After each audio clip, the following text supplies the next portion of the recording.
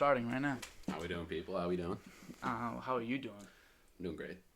Doing great. Got work today. I'm a little busy. Been working a good amount since I've been home, but... Put in your 2 weeks, though. Put in my 2 weeks. I'm going to end my career at the hospital in food service, which was a great career, Yeah. I loved it. Vikram leaving really killed it for me, personally. Yeah, I loved working with my friends, Yeah, understandable. It was a good time. Entirely. But it's come to an end, sadly. So do you have any prospects in front of you? Have any jobs you're looking to get? So far in Vermont, one place has got back to me, and it's a pizza place. They just do like pizza, beer, apps, all that stuff. Looks pretty cool. It's in like a few towns over. It might be a little bit of a commute, but like, restaurant business, I feel like they need a lot of people right now. They do. Job field's suffering. Like, you can go get a job.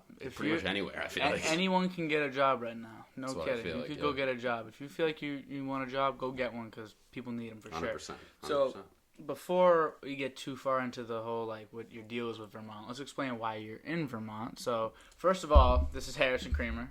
How's it going? Man, myth, legend. Here Yes, sir. in the Yes, flesh. sir. And you go to UVM as your school. Indeed. And on June 1st, are you going? So my lease is starting the 3rd, but I'm not going till like the 7th. So you got some time. Okay. Yes, sir. Yes, sir. Gotta be there. Like, gotta be here for the mom's birthday. Like, she's required. When's her birthday?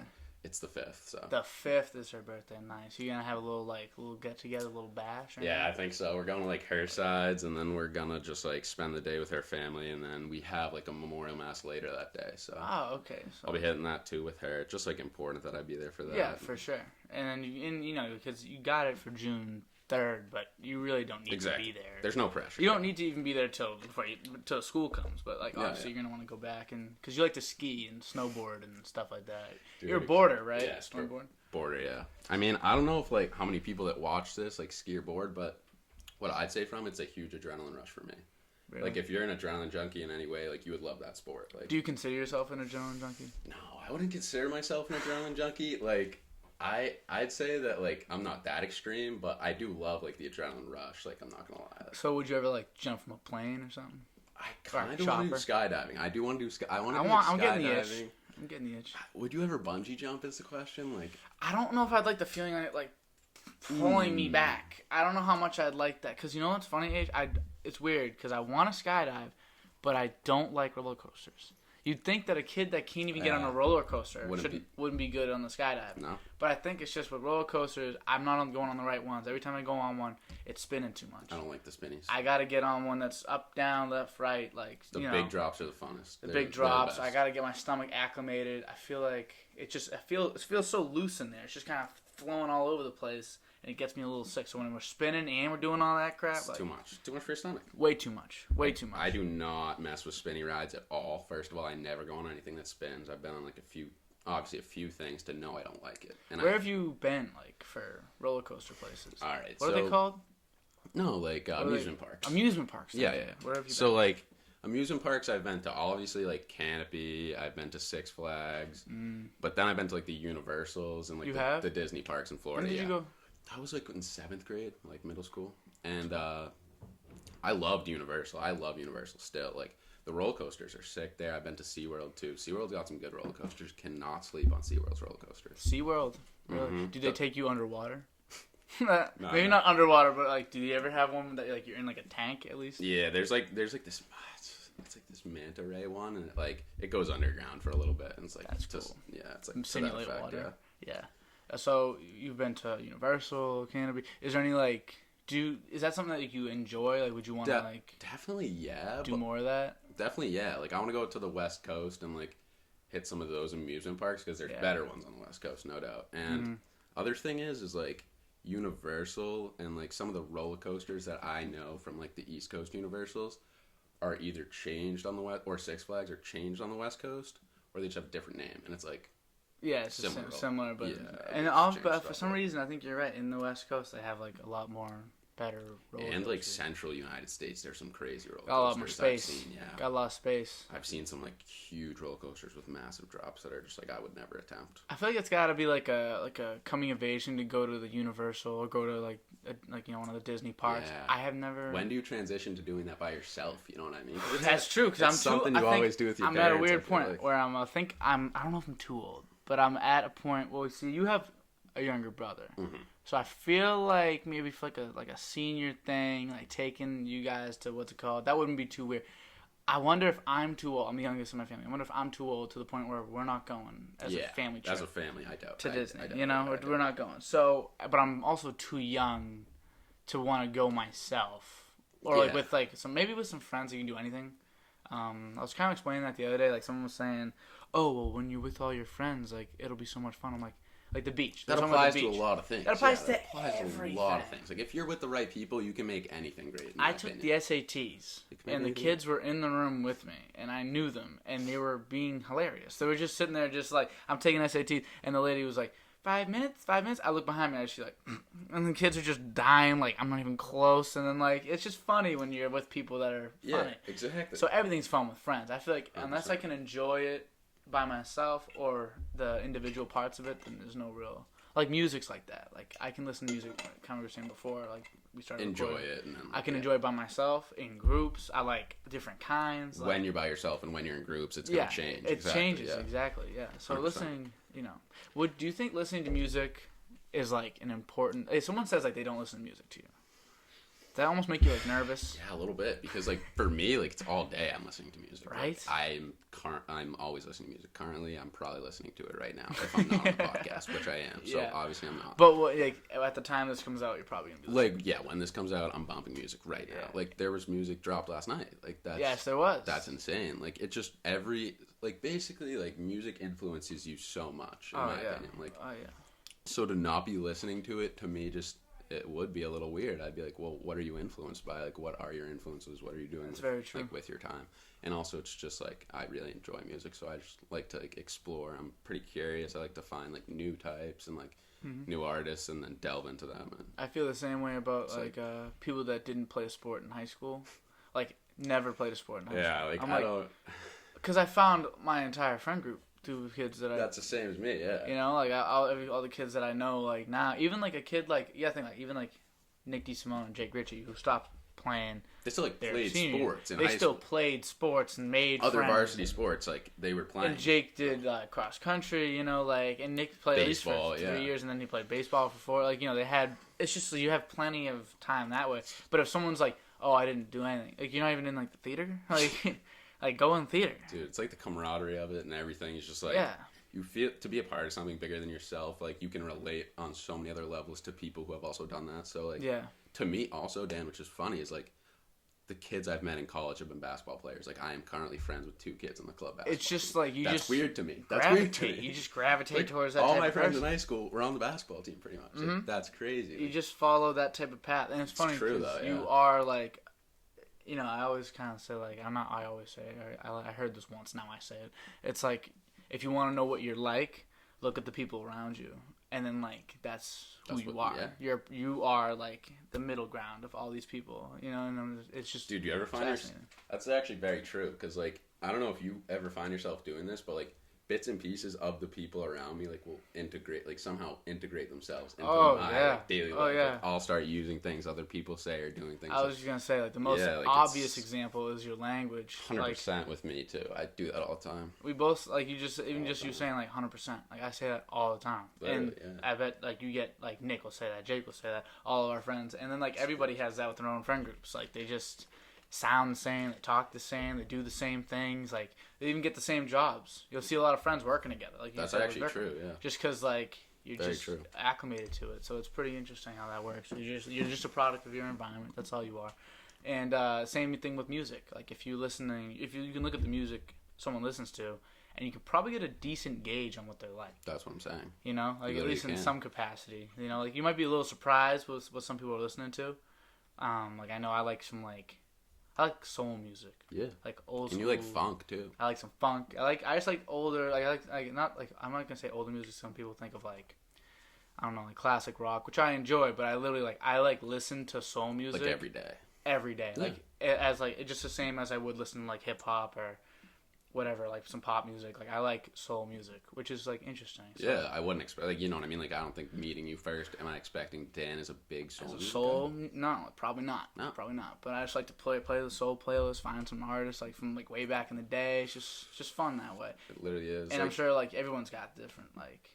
Yeah, that's what I was gonna say. Like, I kind of have like two questions off of that. Like, do you ever find kids who are only for old school hip hop? Like, they only listen to old school rappers, like Tupac, Biggie, all they listen to. Only some kids. I know some kids that like you'd think, but maybe like aside, but like outside, but like the face value, yeah, they're like that. But usually, I feel like if you kind of broke it down, like you could find. You have to listen to some new mainstream. I feel like you have to like some new artists that. Because it's made for us. Like 100%. This is made in our time period for us with like our current climate. Like, how do you not enjoy it? Exactly. Yeah, it's because like I know kids who only like mumble too. Like they only listen to mumble. Lyrics don't matter to them. It's just beats, mumble and beats. If you can mumble on a beat, like yeah, which. You know, for some settings, that's like polar opposite from like old school hip hop, in my opinion. It is. You know it's funny how like something in the same category feels like it's more different than like a country song is to old hip hop. Like, because almost like hearing the words and like whatever like that, it sounds like I feel like that's a easier stretch for these people, like the people that gravitate to old hip hop and like lyrics and like. Hearing every word. That's what I'm saying. They gravitate more to other things like flows, cadences, and lyrics. Yeah, that's what and they not love. so much like the beats. Where beats people that like beats a lot might like orchestra stuff like that because they don't need any. Exactly. No voice. They could just go instrumental. They can just go off the instrumental, yeah, which is 100%. interesting. Yeah, for sure, that's interesting. What do you listen to that's like weird that I wouldn't expect? This is the thing. I've been all right. So like my freshman year, I started listening to like indie for the first time. Indie. Didn't know what I thought about it. Like honestly, the first time I listened to it, I was shitting on it. Yeah. Then I listened to it more. The kids around me obviously didn't stop bumping it. They were in love with it. I was like, all right, I'll give this a chance. So I start like listening to it, and like. I'm like, all right, I kind of like this, and I like start to do my own research on it and find what I like, not necessarily what they liked, but going off the songs they showed me. Yeah. Because I feel like you need to do that when you're exploring a genre. Like you have you know nothing. You literally don't know bearings. None of the bands, none of the songs. You don't really know. Like you could probably recognize the ones you've heard before, but when you're new to a genre, like how do you get into that? So like I went through a lot of the artists, listened to their stuff, and there happens to be this kid who lives in Colorado. So he is my roommate's friend, like really good friend. And he has like just like amazing indie playlists, honestly. Nice. The song I sent you was from his playlist. Like I like that song. He's put me onto a lot of good songs that I've showed a lot of people and they've enjoyed. And I think that like that he's from the West Coast. Like he lives in the West Coast, is influenced by everything in the West Coast, and he's a snowboarder in Colorado. Exactly, they didn't. So what do you think that I like doing to like half this music? I just love snowboarding to it. Like I literally listen to music and snowboard to it. I'll do anything to it, but yeah, I was gonna say like that. Like the song you sent me, I don't know. I forget what's it called again. It's Bougre Shougre, but it's Booger Sugar. It's Booger Sugar. But it's Bougre Sugar, but it's Booger Sugar. That song it was like because here's the problem. It's fun. I'll listen to it and I'll give it a chance and I'll enjoy it. Like if I have to. But you need to give it that chance. You need to, yeah. You have to be open to it. Like you say, you send that to like Calf, like the kid's just not even gonna like. He's just gonna be like, "What is this?" or whatever. He's gonna get all excited and like start laughing at it. But like, you need to just give music a chance, no matter what it is. I agree. I agree 100%. It's like even like I hate hearing like, you know what bothers me? Like if someone, like songs start with like a sample or like something like that, and like they'll hear like the singing in the beginning. I'll be playing songs with like a sample on it. And it'll like have the beginning part of the guy of like some random person singing from like the 50s, and then people are like that Drake song that he dropped like a little bit ago. Yeah, and they're like, "What is that? Like, what is this?" I'm like, "Give it a second." Like, because if you think about it, if that pops up in someone's playlist, they're like, "What is this?" They might even just skip a song, just because they didn't like the very beginning part. Exactly. That's a lot of people do that. Like, what are we doing? A lot of people do that with songs they like. Like hold off for a second and just get into it. Listen to like the beginning, the middle, the end. You never know what a song's gonna change into or turn into, whatever. Like Astro World, like Sicko Mode, or something like that, or even like Drake's going in and then all of a sudden it just switches. Beat switch up. DNA, I think, by Kendrick Lamar. Halfway through, beat switch. It's just like happens all the time. You need to just listen to a song the whole way through. I 100% agree. Like I do not like people who skip songs like middle of the song. I'm like, dude, you gotta let it play. You gotta let it play, let it ride. I'm you can't don't formulate your opinion too quick. Relax. And it's also like you make an opinion for everyone else in the room. Like you're just gonna start skipping. Like if you if you judge the vibe and it's like no one's feeling it, you skip it. But yeah, like, that's if you're the aux. Like if you're aux and you're like, oh, this ain't like I hear no one else singing along, no one's even nodding their head, peace. But if you're just skipping songs like midway through, it's like, what are you doing? Even at the start, like you said, if you're skipping songs at the start just after the intro, what are you doing? Yeah, what is your go-to? Like, say like you need to play a song, like someone's like, hey, here's the aux, play a song for everybody to like just either like vibe to, whatever feeling you want. What is the go-to song, and what is the goal of that song to make the people feel like? All right, well, I'd say right now I'm going to a song. It's going to be like either Interlude or Pride is the Devil, because these are the things. J. Cole, that album, like I listened to it, I liked it a lot, but it was not like what I think a lot of people expected from J. Cole. Like I expected J. Cole, he's just kind of like a different guy. Like he's not like he drops his albums in a funny way, right? Like he previewed the documentary. He dropped that on I think a Wednesday. He dropped I don't know if you watched that doc that he dropped about his album. I know what you're talking about. But it was actually it was really good. Like I enjoyed it. 21 was in it, so I knew 21 would be in the album. Yeah, he was like rolling a joint. Yeah, he was like smoking, like talking to J. Cole, but J. Cole was saying like everything in 21, just like he's clearly just out of his mind. No idea what's going on. Exactly. And so like, first of all, I see that doc, and J. Cole's like, man, I've been putting work into this album for so long. Like, I've been literally putting years into this album. Like, he's saying he put years into this album. Like, he's saying this is his best work. Mm-hmm. And, like, people are listening to it and shitting on it, like, right after it dropped. And I'm like, you're just not giving it. Like, you're just not giving it a chance at all. Yeah, you gotta listen.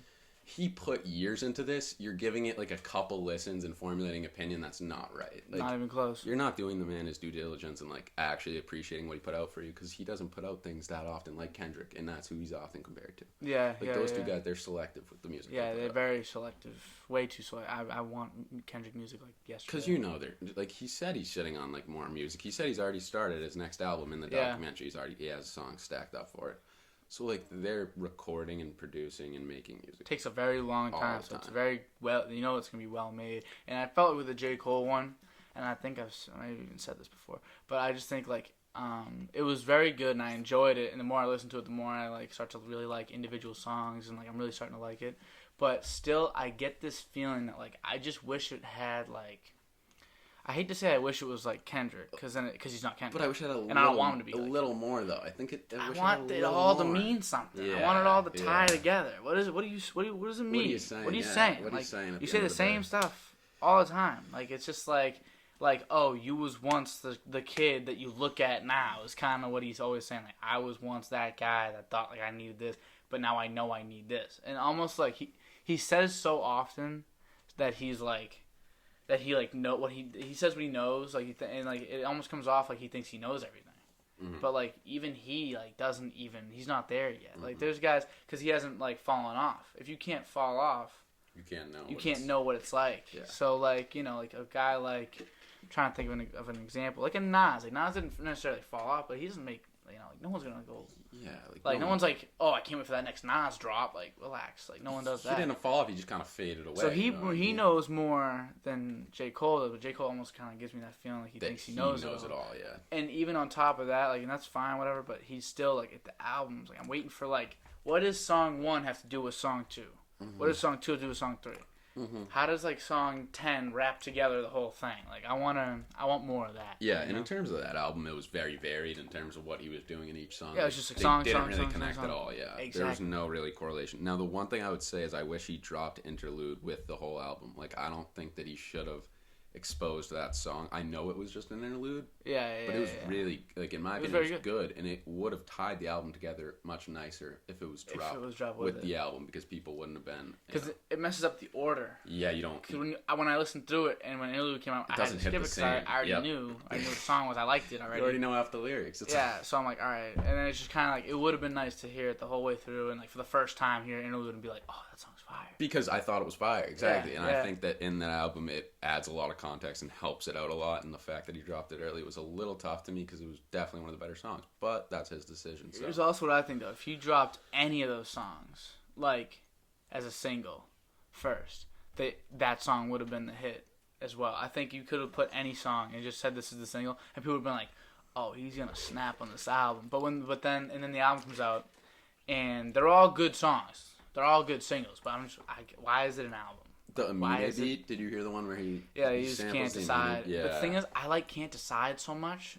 So at first I was like, this is hard for me to hear because I hear the song. Because I liked Can't Decide so much. J. Cole and then I hear like J. Cole on it and I'm like, but the same thing happened with Deja Vu when he used, I think, Exchange, the beat from Bryson Tiller. But I like Deja Vu a lot now too. Yeah. So like I can get used to it. But he used a different beat as well. I think he used a Young Thug beat for one of the earlier songs. Maybe it was mixed a little. I forget. But I heard that. I didn't hear it, but I heard like someone like said that online. I didn't like do any checking of it. But like yeah, so that's a good song to go to though. Yeah, but like I was gonna say, like, you know, top songs like overall, if I really had to pick one, like not just like a current song that had just come out. I'm trying to think what song I'm going to. I might honestly 1985 by Freddie Gibbs. Very good. Ooh, very good Freddie song. Freddie it was it's off the album that was nominated for like hip hop album of the year or like rap album of the year. I thought that album was pretty good. Like it's called like a meal. Yeah, it's got like the bowl and he's... What's it called though? I don't... Yo, it's literally named after a meal. It's not like spaghetti. What is it? Might have to look it up. Yeah, just look at it. I'm gonna be very upset when I hear it though. I can tell you that right now. I'm gonna be very upset when I hear it. I'm about to take a peek. It's like, crap. Alfredo. It's Alfredo. Yep. It's Alfredo. Because he's Alfredo sauce. And then like Gang Signs, you put me onto that with Schoolboy Q. I like Schoolboy Q. So like, and Caller, dude, that's another good song. But like, there's just like a lot of good songs out there, so it's so hard for me. And people don't know them all too, so you gotta kind of make the little decision. Like, all right, I gotta play songs people know, but I also don't want to be basic. Yeah, you know? exactly. So I gotta. So tough. Aux is a tough job. Such a tough job. You know what else is a tough job? Day trading. Day trading. All right.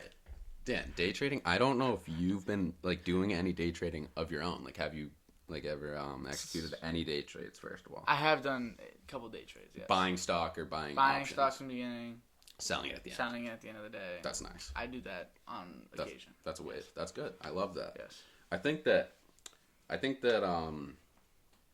day trading is like definitely one of the hardest jobs because.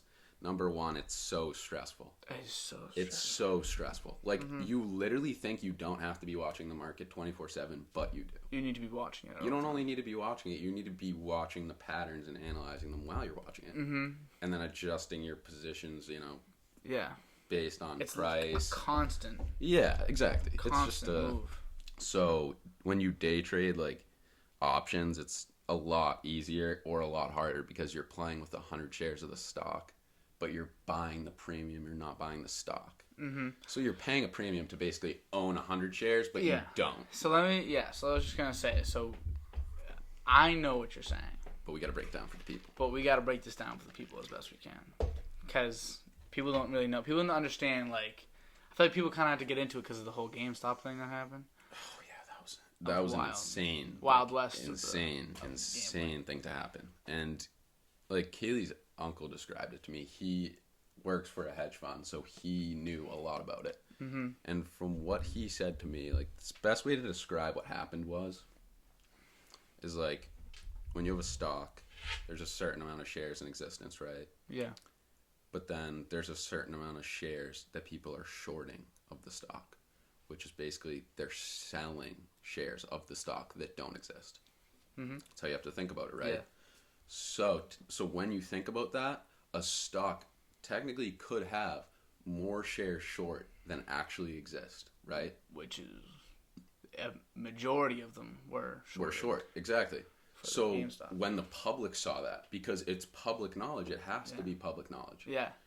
Now, the one thing that gets tricky with this is a lot of like the hedge funds and institutions that buy don't disclose anything about their positions at all and are very secretive and also mislead like the data behind all these things. Like short interest data is hard to come by, which is short interest data is just for people who don't know is just the amount of shares short over the total outstanding shares.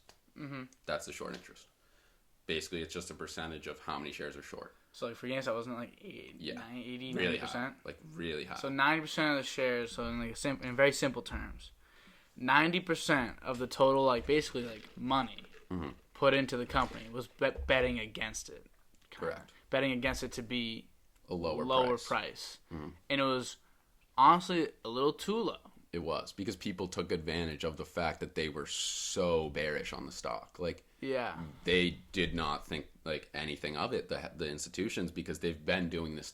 The thing is the reason people are so mad and we're so angry and so not angry but excited to get in on the squeeze, and then angry when Robinhood kind of put an end to it, was because this is what like the retail buyers, which they call dumb money, has been waiting for. Mm-hmm. Like, institutions are considered smart money because that's where people who really know what they're doing are putting their money. Yeah. You should follow them, really. Mm-hmm. If you're smart, you should just follow what they do because they really know what they're doing. We don't really. Yeah, we don't really know. Technically know. Like, they have actually like insider information that we just don't have. Like, yeah, and there's just no way for us to get They have like resources. Like, they can call like a CEO, a legit CEO, and be like, "Hey, so what's your plans?"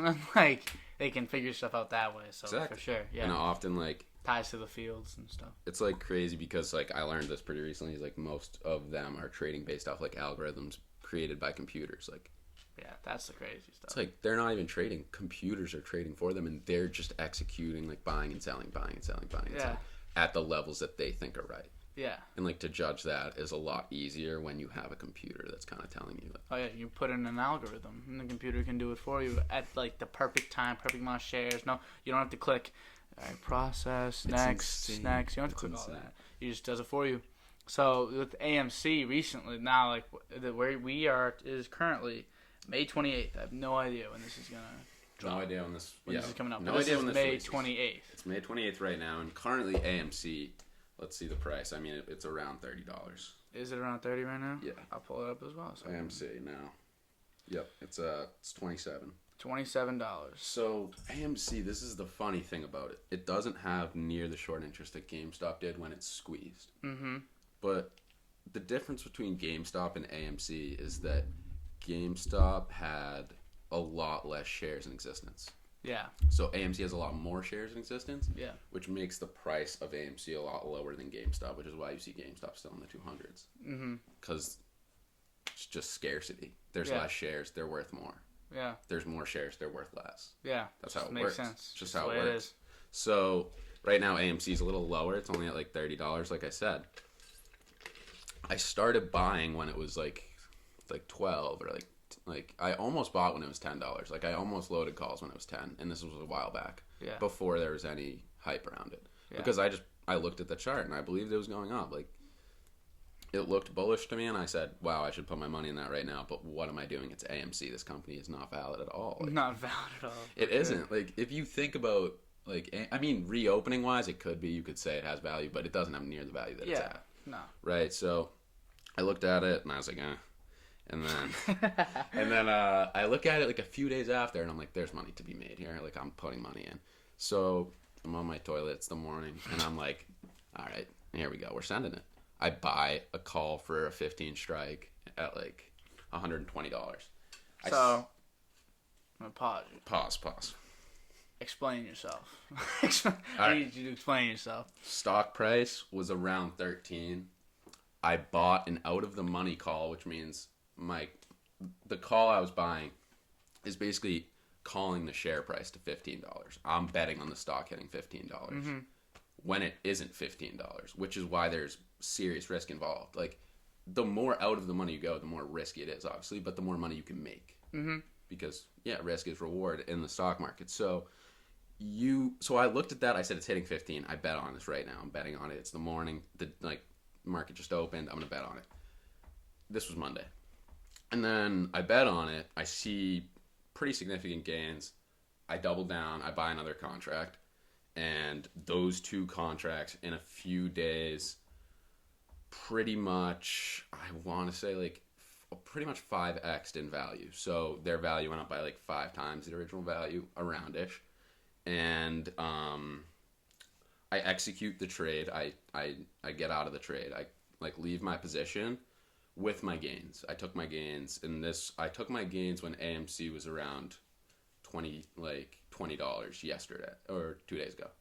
And then when I took my gains, I rolled my calls over to another out of the money call. Okay.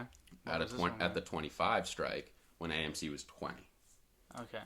Now, my gains were pretty large because AMC ran up about 60% in like the first 3 days of trading this week. Mm-hmm. And when a stock runs up 60%, the options typically do like around 5 times that amount. Yeah. So like your options are going up like, yeah, my options did like 300% exactly pretty much before I got out, which is great. Yeah. That's amazing. Yeah. I was really excited because I just bought a stock that should have no value. But for some reason it's having trouble going down. And I'm like, all right, this is getting a little scary because it's becoming a lot of my portfolio. Mm-hmm. Obviously. Becoming a lot of my portfolio. Because it's like thousands. Like, I'm like, geez, like, this is really got, like, quickly. Like, I didn't expect, like, obviously I put the money in the morning. I didn't expect it to go up that quick. Yeah. It flew. Like, and it hit, what was it, 35 this morning? It's a lot. I wasn't awake when it hit 35. Yeah. For some reason, I went right back to bed, and I should have just stayed up. Well, who likes to wake up at 9? Be real with you. You know, only reason I woke up before 1 today is because, first of all, you were coming. But also, you know, sticker, just in case. I'd never addressed this. This is my COVID vaccine. Advertise it. I am fully vaccinated. For people that want to get vaccinated and you haven't, then you don't really want to. If you haven't gotten vaccinated already, and I have, basically free. Then you're a bum. Because if you want to get vaccinated and you haven't, then you're making mistakes. I don't know how you don't get it. People that like can't get it are confusing to me. I agree. If you don't want to get it, what am I gonna do? Yeah, you can't. But like, if you want it and you're just like, oh, I can't figure it out. What? Why I can't figure it out? There's It's the simplest thing. There's so many places offering I free basically vaccines. just got like thrown at me. I was like I cared the least about this in the world. I'm like, I'm like, listen, I'm living. Like, whatever. Like, You'll I'm be gonna fine. live. You'll be fine. I'll be fine. And like, I thought things weren't opening up till August anyway. So at the time, I was like, all right, so what's the point in me getting it if I'm not gonna be able to go anywhere with it? But now, it kind of worked out perfectly because it's the 28th to 12 o'clock. Everything opens up. Opens up, no masks. And no one needs to know that you're not 2 weeks out. You have to think of it that way. That no one needs to know that. Now, is it proven that 2 weeks makes you fully vaccinated? Yes. They say so. But But, they say so. but let's be honest. We don't know. It's probably already in your system after a week. Like, Yeah, it's yeah. 2 weeks to be safe. I get that. And I also after think a week, you're probably good. your first one gives you a little bit of immunity. Exactly. So I'm already like 50% on top of like the fact that I don't think of myself as like spitting down people's throats. I don't drink other people's drinks. Like I don't do that. So I don't think I'm too disgusting. No.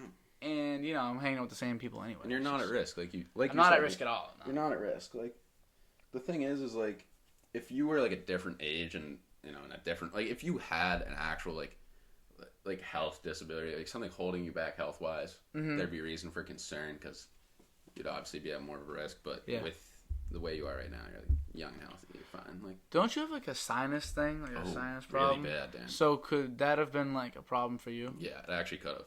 Because, like, I have trouble, like breathing, just in general. Like, I don't breathe like everyone else breathes. Like, I have basically one of my nostrils is completely blocked. And it's been like that since I was a kid. I got it removed. What is blocking, I got it removed. And that happened in 2nd grade for me. Mm-hmm. Right after I got it removed, it just grew back, like, immediately. And it was bigger than the first time. Wild. Look at that. So, isn't that weird? How like your body just like makes these decisions. Like, exactly. Like, unwarranted. I couldn't have expected like this to happen to me. Like, and I was freaking out because they were testing me for cystic fibrosis.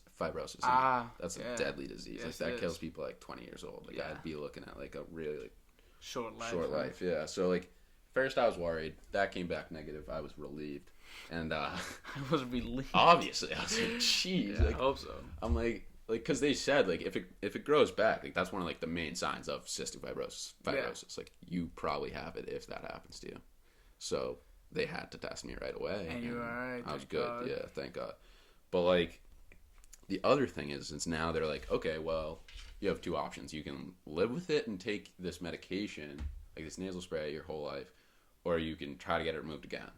And I'm like, well, I'm not going to try to get it removed again because it's just going to come back. Yeah. I know my body, and I know my body is stubborn. Like, my body's anything like me. Yeah. My body is stubborn. Like, if you cut it off the first time say the same and it thing comes back, I'm not going to really let you do it a second time because I'm just going to think it's going to come back again. It's a waste of money, too. Yeah, exactly. Yeah. And I'm just, like, in the hospital for no reason. So I'm like, nah, whatever. I'll just live with it. Now, I've gotten used to, like, living with it fine. The only thing it really does for me is just, like, allergy season comes around and I'm ruined. I'm ruined. Like, going outside hurts, dude. Like, I literally have, like, headaches, like, just pressure in my sinuses all the time. And, like, sleeping at night is the worst because I'm mouth breathing. Like, come on, like mouth breathers at night, like you're just like, dude, like a spider might crawl in your mouth. Like, I heard, don't you eat like an average like of 7 spiders a year? It's fire.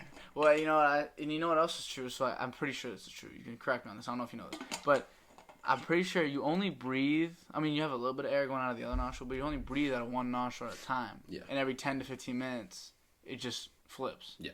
To the other one. So like right now, for me, it's my right nostril. And if you're at home listening, you can check right now, see what nostril you're breathing for you. Just do a little. Cover one, cover the other. You'll be like, oh wait, it's a little harder.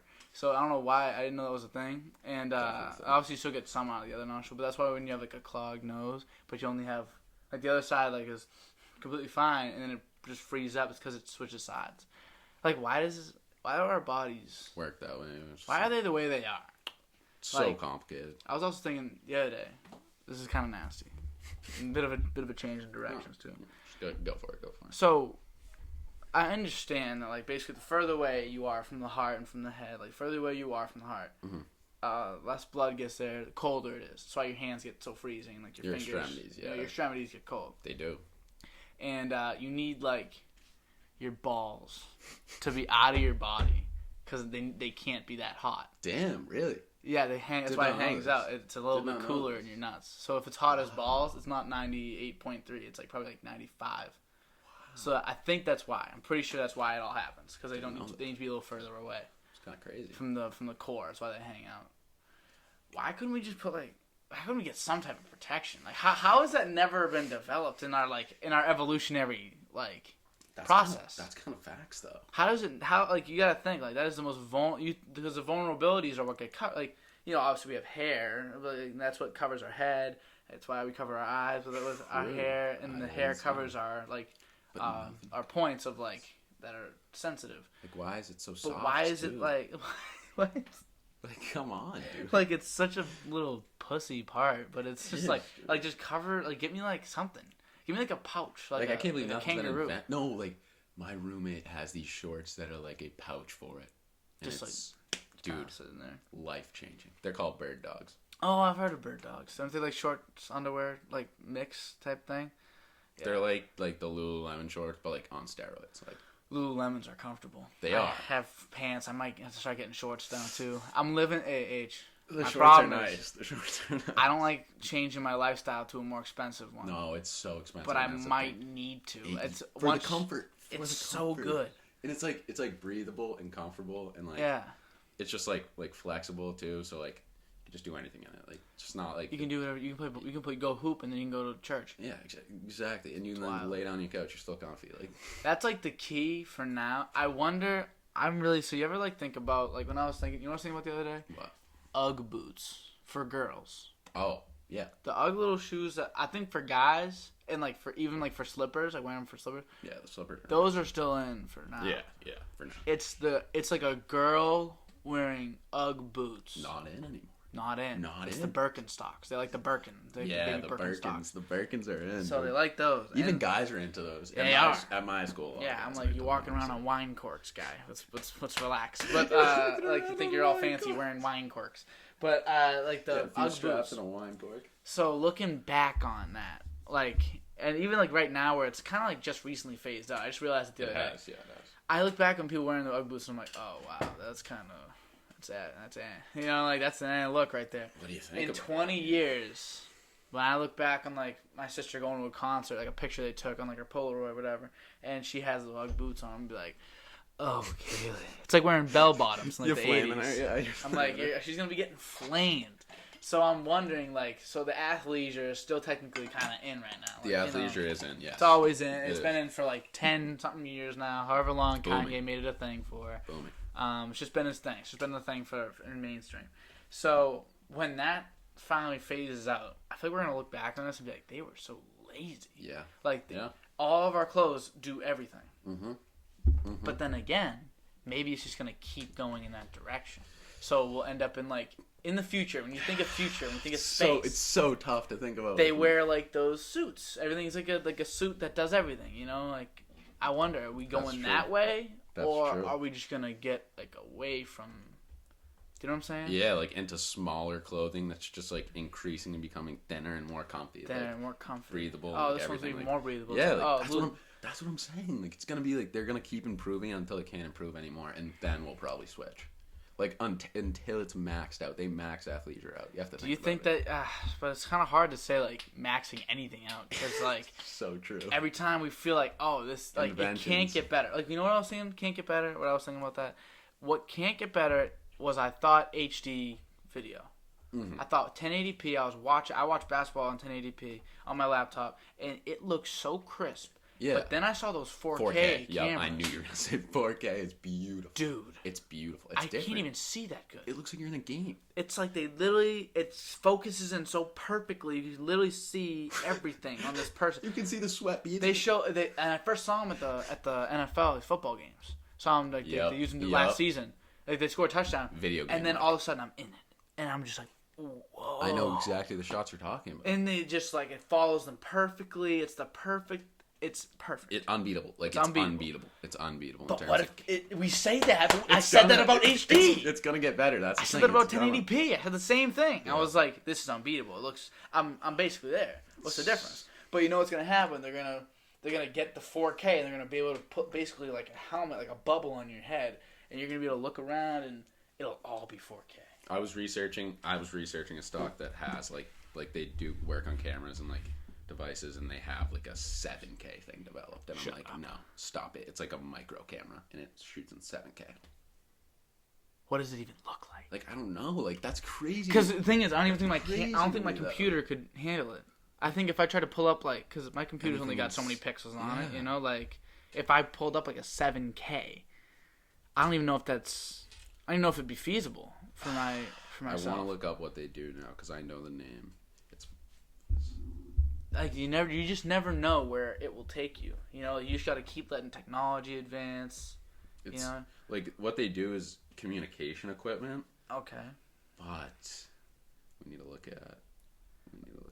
Like even you'd like this. Even speakers. So they do the live production for the NFL. Do they? They do that? That's them? That's crazy. What are the odds? That's actually crazy. Yeah, they do like they do everything like drone filming, aerial filming, and it's just like they're working on 7K right now. That's insane. Like 7K. 5K will come. 7K will come. I don't even know like what those even mean. Like, I don't even know what they mean. Neither. 4K, like 4,000 what? But it's like even speakers. So I thought like you'd think in your mind like what more can you do with a speaker? Make it louder and whatever. Like, but at what point is it too loud? Whatever. So it's pointless to make it any louder than they are because you want to at some point. If you make it so loud, you're just gonna want to decentralize. Yeah, the sound quality needs to be good too. Exactly. So why have one massive speaker when you can have a bunch all over the place, making it a better surround sound? You know. I looked it up. So there's a company. You hear this? And they have a speaker bar. It's like a bar, right? And it aims at you. Like rectangular. Like rectangular, yeah. Like about that. And it aims at you. I forget what the company's called already. I'm such an idiot. Yeah. But it aims at you, and it picks up your face. It knows where you are, and it sends sound only to your ears. What? It like shoots it up, and then it shoots it from the side into your ear, directly into your ear. So other people say like you'll hear me like this, and like that's how it sounds. You'll hear it like this, but then someone next to you, like in the other room or whatever, that's like listening, trying to hear in, they'll just hear like. You can hear like little tiny things, but it's very light. You couldn't even tell. That's kind of revolutionary, though. It's so crazy. That's kind of revolutionary. Because you think it's done. You think we're like, we've maximized all our resources. But we haven't, though. We are done. We haven't in any field ever. Especially with technology advancing. Especially so technology fast. Advancing so fast. Yeah, like and in technology, but it's advancing so quick that field by itself can improve so many other fields. It's just so. Yeah. It's rapid, and it's just like insanity how fast things are going. And I mean, there's a ton to talk about in technology, but like I don't know if you've looked into the genomic stuff.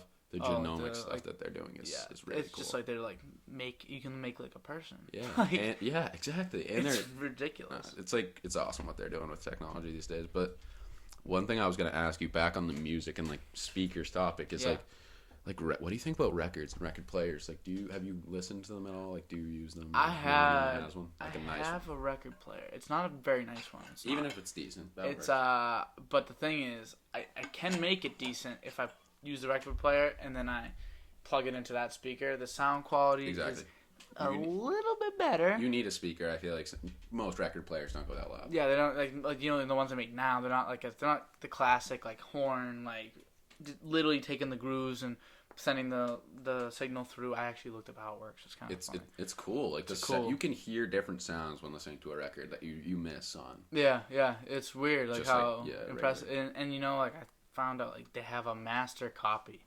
so like they print all the other ones based off the master copy. So it's an invert of because I think they're printing it, so it needs to be inverted version of that. So there's a master copy of every album ever. The first master copy probably sells for mad gash. If you find like what is it, Off the Wall by Michael Jackson. If you find the master copy for Off the Wall, that's got to be like millions, dude. Literally millions of dollars. You're making so much money. He's passed away, probably the king of like pop music ever, and it's like one of his best albums. You get that one, or like what is it? Is Beat It the name of the album?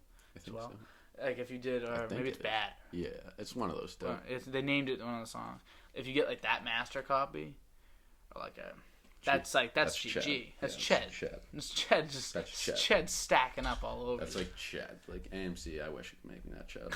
AMC is making that. Like AMC is gonna pay for me to go to like basically movies my entire life, but they're not making that much Ched. They're not making you that much Ched. No, I wish. But like the squeeze happens. Like that's the thing. Back on AMC, the squeeze has not happened yet. So if it squeezes, as of this date, it has not happened. It has not squeezed. It goes. Yeah. That's how it shoots. Because then all the money gets dumped into the stock.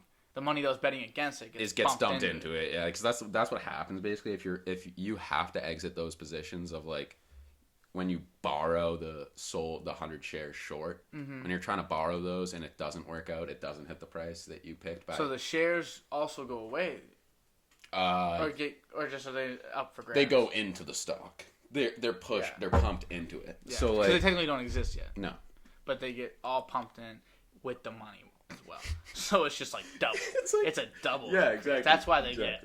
And then you have to think about all the FOMO buying, and then like all the covered calls that people could exercise if they wanted to. Yeah. Because when a call gets covered and goes in the money, you can exercise it for 100 shares of the stock.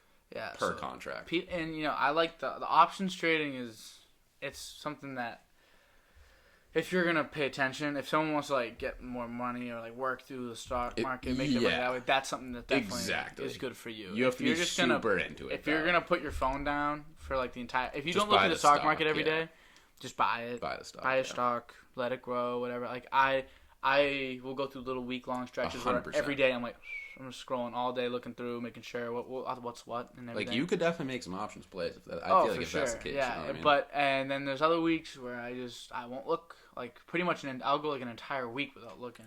Yeah. And so like I gotta make sure I pick my spots really good. It's very hit or miss too. It is. You can't you can't really be betting on the company unless number one, your positive good news is coming out, which it's hard to be positive. Yes. You have to be either like doing research ahead of time and buying ahead of time, or just like really like betting on getting lucky. Like you're betting on positive news coming out. You think positive news coming out. Okay, buy this. Buy the options. Like because or negative news, like buy the puts. Yeah, because the news. You're trying to. News, like the market reacts, like this is something you learn, you probably already learned this one actually, but like the market reacts as soon as it happens. Like exactly. The market, before it happens basically. Yeah, you can't beat it. You have to be ahead can't make it to, you can't see like, oh, he just did this and then go to the market and buy it. You might get like, because the people that do that might run it up a little bit and you might make a little bit of money if you're really quick. Just off the people buying, like on like FOMO buying, FOMO buying. You might get those people, but you aren't gonna make the money the initial jump. So like, what's it called? The NBA Top Shot thing? Yeah. So UFC kind of like partnered with Dapper Labs, which is the people that do that, and they're gonna come up with like UFC moments sooner than later. Love the UFC. And I love the UFC. I think that's like a growing sport. One of the most entertaining sports to watch. It easily is. Not even close. Because I think in this day and age, like you need to be able to market people And like that's why. That's what Dana does best. It's what he does. He's and the so matchups he creates are incredible, and it's all about quality. The person, it's 1v1. Exactly. 1v1, person on person. You know, very quality matchup. Quality competition every time. And like there's like and there's special events too. It's not like it's like tennis. Like people play tennis, and if you're 6'5", whatever, like I don't think there's weight classes in tennis. No. But like you can be like a 185er.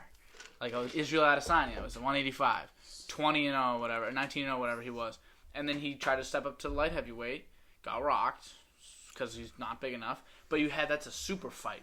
Like you can like make that is literally a super. You fight. Can sell, and it's called a super fight. Like anybody. I watched that fight too. It was a great fight. Poor kid was getting just bear crawled on. To be fair, he honestly couldn't do anything about it. Nothing he could do. The guy he was fighting was so much bigger than him. I think Israel Adesanya is still the better fighter. Yeah, exactly. But if you look at his skills, he is. Yeah, 30 pounds heavier. Way stronger. And he's a great wrestler. He can just lay on top of you. You know? Like, I think Israel Adesanya definitely lost it, but it was an annoying loss. Like, it was like, oh, he's the better fighter, but he still loses. Izzy's talented. Like, really very talented, man. Like, he's young, too. So yeah. Like, it sucks that, of course, he moves up as soon as John Jones moves up. So now we can't get the Izzy-John Jones fight. John Jones is scary, dude. Like, he's coming back. At heavyweight. Him at heavyweight. You know, he walks around with at heavyweight. So he was losing. He was cutting weight the whole time. And I don't know. Do you know who Rampage Jackson is? Don't know. So he was a fighter that tried to fight at, I forget what it was. Maybe like 145. No, like 185 maybe. Or one below 185, which is 165, I think. Like welterweight. Tried to fight there. Kept missing weight. So they moved him up to 185. So he moved himself up to 185. And he still kept missing weight. At 185? He was still missing weight. Like, he was still over at 185. So they moved him up again. And then he went on, like, he's Rampage Jackson. He went on, like, a rampage. He just started knocking everybody out because he put on so much muscle mass. And it was who he actually was. And when you fight at your real weight, that's when you maximize yourself. A guy like John Jones is so long, so it felt like he really can't get much better than he was at light heavyweight because he's the best ever. But at heavyweight, with that length still, he might max himself. He's just fighting guys that are his size, but now he's actually he's his full self. Full form. Exactly. Cutting weight is hard. So yeah, the UFC. I really like the UFC, and I think they got a lot of potential. So I like the group. Like I think I put it in our little group chat, like the Endeavor group. Like they run the UFC, and they have like the UFC as their part of their stock, and they're getting the Dapper Labs thing. I think the Top Shot thing is gonna make it move, and then UFC, it's gonna run the UFC. It's gonna make it more popular because people that just like to make money are gonna look at the UFC now. I was looking at the UFC stock when it IPO'd. Honestly, depending on price, I'll probably try to get a position just to get in. It'd be nice. It'd be nice. Put it in, leave it if you like. I like the sport. I think the sport will grow. I think it's gonna grow. Me too. ESPN took it up. I think that means a lot. ESPN Joe Rogan is the commentator. And Joe Rogan. I think that's honestly, his knowledge on the UFC, his voice, and just his marketability. Like, he has a deal with Spotify now. People love Joe Rogan. Everyone loves Joe Rogan. Like, even if you don't love Joe Rogan, you know Joe Rogan, so like you gotta love him at least a little bit. Yeah, I like him a little bit because he's commentating UFC and he's very knowledgeable about it. He used to fight himself. Like, I've learned so much. It's fun learning about something that you find that's new and you're like, oh, I really enjoy this. It. Yeah, like, this is fun. So I like learning a lot about the UFC and like seeing like Francis Ngannou, who like I was watching. Like I feel like this is the first champion that like I was rooting for, and I saw him. Like fight in the couple fights before his Stipe fight, where obviously not the first Stipe fight. I didn't see that one. That was too long ago. It was like 3 years ago. Yeah. But this most recent one where he dominated. He did dominate. I was like, wow. So this is the best right here. So this is the best it gets. And him and Izzy and someone else are what's his name who just won against Kamaru Usman? Yeah, Usman. All Africans? Usman, all Africans, yeah. Good for them.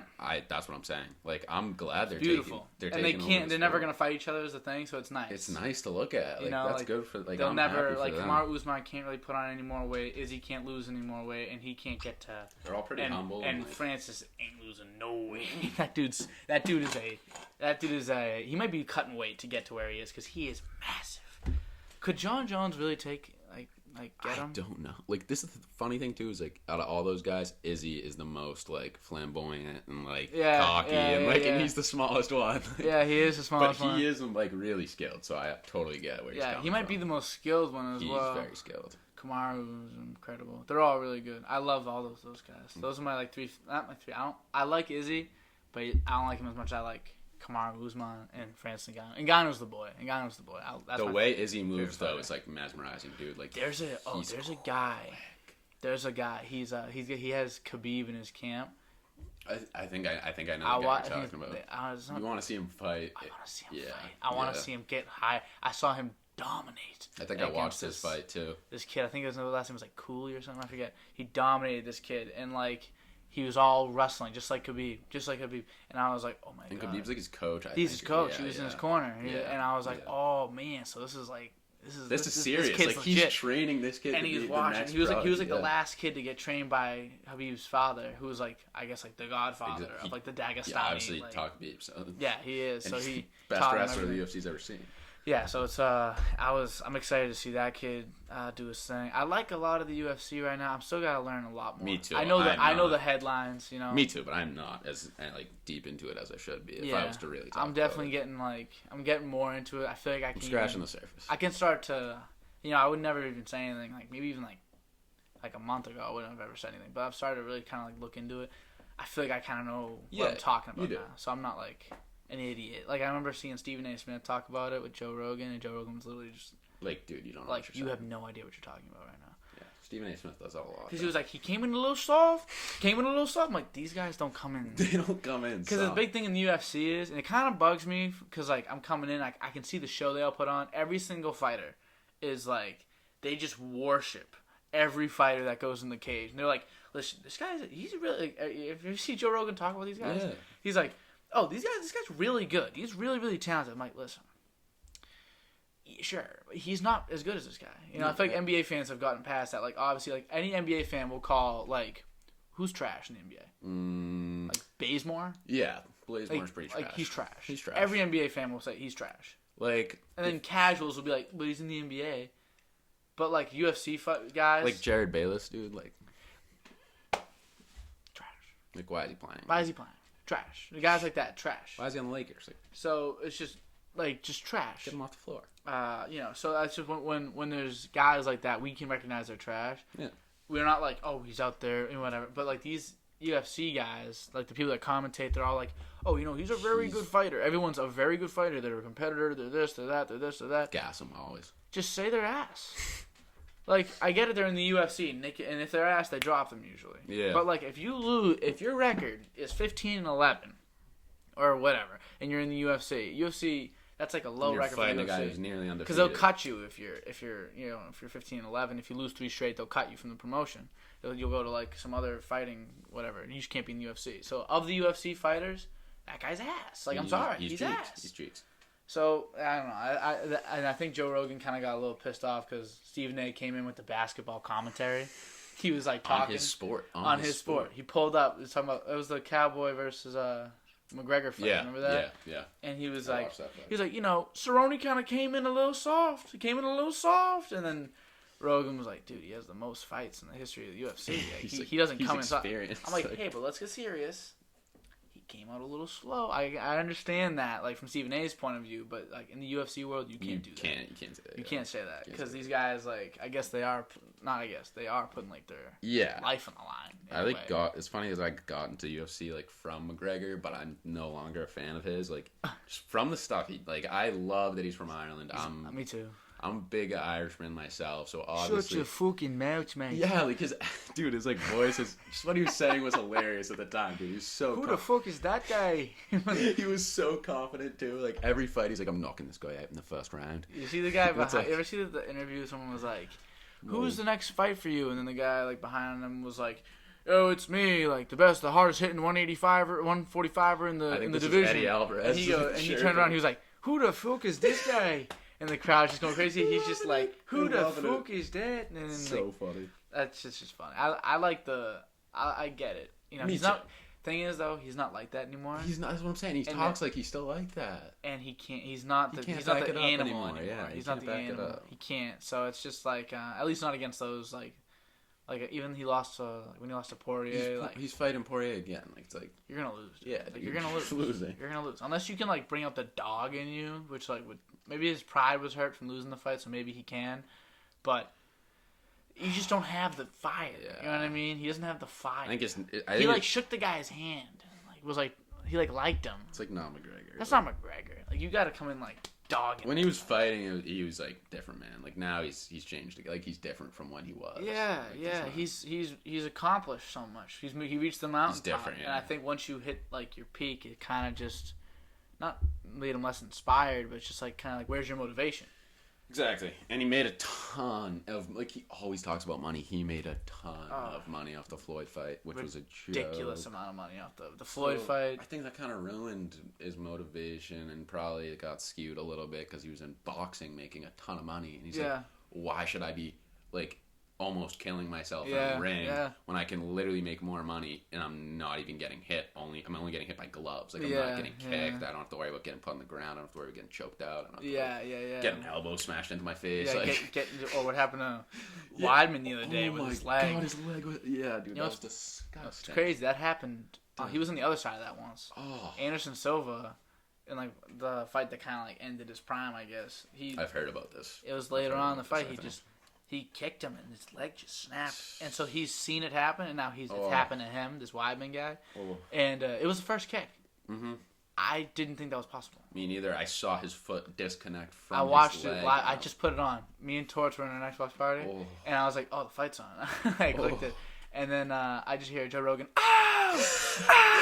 Joe was like freaking out, obviously. Like, I have never seen that. I'm like, oh my god, it was disgusting, dude. I didn't watch it live, but I got sent the clip right after it happened by my friends, obviously, because they were watching it live. Crazy. I was like, I had to show Kaylee right away. You know what's kind of funny? You ever think about how tall or short like famous people are? Yeah, no, Lil Uzi's really short. Like he's really short. If you ran into the thing is like you run into these people like you'd be taller than them. It kind of like throws me for a loop. I'd tower sometimes. over him. Like what's his name? Even like Joe Rogan, for example. He's pretty short. He's short. He's like 5'9", 5'8", 5'8" maybe. Wow. Like I feel like he looks like such like a monstering figure. Like on a show, he's right here. Just, big. He's massive. Joe is massive. He's a big, like, chest and shoulders. And he looks like a gorilla. His head is massive. His head. A lot of bald there. A lot of head. A lot of head. A lot of information. Just seems like information is kind of getting crammed in there. It's just like, it's like so stretched out. You know what I'm talking about? His skin's like, it's like just so stretched out. His head barely fits in his cranium. It is, though. And so, like, but if you ran into him, he's like, he's a little guy. Like he'd kick my ass. He's like... Compared to us, he's like a little... This tall. Yeah. That's weird. That's weird to think about. Joe Rogan. Like, you'd like... Like, you'd be... If you're like, can I have a hug? You'd be like, yeah, man. And then, like, you'd have to, like, bend over to hug Joe Rogan? Ew. Like, it's not just him like this. I feel like every actor I think about... Even Tom... Tom Cruise is, like... How tall is Tom Cruise? Give me a second. He's short. He's short as hell. Tom Cruise height. He's 5'7". What? Yeah, like a movie star. The movie stars. 5'7"? A lot of the movie stars are really small. That's crazy though. Like you'd just see him and you'd be like, oh, hi. That's like really small. That's like that's like really small. 5'7" is. 5'7" is a small dude, and like not that that's for like, a dude that's like small. For a dude that's like a movie star. Yeah, like he's appeared in. Tom Cruise is he's Mission Impossible. Like he's a lot of these things. He's a very. So you'd think he should be like 6'5" for some reason. I feel like he should just be like a 6'1", 6'2". I should like look up to these guys. Yeah, like makes sense. They're gonna be looking up to me if I ever meet them one day. But H, you know what's funny? We are at an hour and 4 minutes. That was quick. That was a quick hour and 4 minutes. You got work. You gotta leave in like 10. I need you to sign all this and all that. Sounds good. So I think we're gonna wrap up here. But what do you think? What was your experience? Honestly, podcast. I've seen you do it with many people, and I've been dreaming of coming on. Dreaming. And now that I'm on, it's unreal. It's great. And I'm so excited. I'd love to do another one in the future. Like you will. I'd come back on with like other people. I'd do anything, dude. I think that's gonna be the next step. That'd be sick. It's gonna be the fun next thing I do. Crazy. I'm just gonna have to get. When you get that apartment in Lowell, you might have to bring the podcast setup. I don't know. Is it a traveling setup? Is the question. I think I could move all this. I think you could. It's not like. It's nothing too crazy. Not too much I don't know if I can move this. I need a different table, maybe. This could fit in the corner nicely, though. Yeah, but how am I gonna get it there? And, it's a huge table. It's a lot. I built this myself. It's very nice. Yeah, it was like I put it together. I felt like like a Like, magician. for the people watching, like, this is bigger IRL. Like, it's got a lot of space on it. Yeah, do you feel like it does look small on the thing? It does, for sure, but it's like, got like a good it's amount. Spacious, like, yeah. You know, it's like my arm length. It's like a full person could like lay down on this for sure. Plenty of space. But I don't know why I put a full person on it, but you could. Plus, you got Jasper's pineapple. Like, yeah. oh my. Can't even turn that on. And we got the TQ spinner. But all right, H, absolute pleasure. Thanks for having me on. As per usual. Thank you very much.